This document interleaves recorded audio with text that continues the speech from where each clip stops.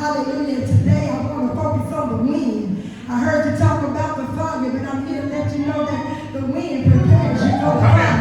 Are you ready? Are you ready for the wind? I think you would know if I can stay on top because I know I get distracted. I want you to know that the wind is a sign that heaven is moving. And I told you before that there is a miracle in your movement. And here we go with the wind. It was in the movement of the wind that we got the miracle. Hallelujah. When God gets ready to shift something, when God gets ready to move something on earth, He doesn't always send the pastor. He doesn't always send the preacher and the prophet. Sometimes He simply sends the wind. Hallelujah. Move by the power of God. Hallelujah. In Acts of 2, before the fire fell, before the tongues came, and before the church was birthed, there was a sound. There was a sound from heaven. Like a mighty rushing wind. The wind was the announcement.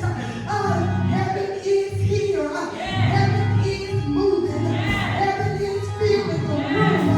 Heaven has kept its promise.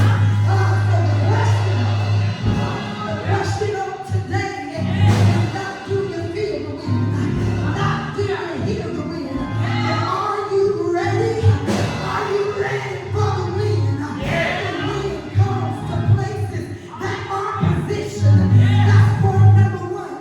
For the text tells us that they were all together in one place and on one accord. That lets me know that the wind, it didn't come to the distracted. The wind, it didn't come to the divided. The wind didn't come to those that were casually attending. But the wind came to those that were positioned. And so on today, are you in position? How is your posture? How is your love walk? How is your mindset? Are you postured to receive the wind? For the wind is blowing, but sometimes it passes us by. And we have allowed life to distract us. We have allowed the fact that life is liking to pull us from the promise. But I stopped by to tell you that the wind is blowing. Hallelujah. My next point is that the wind comes to disturb what is comfortable.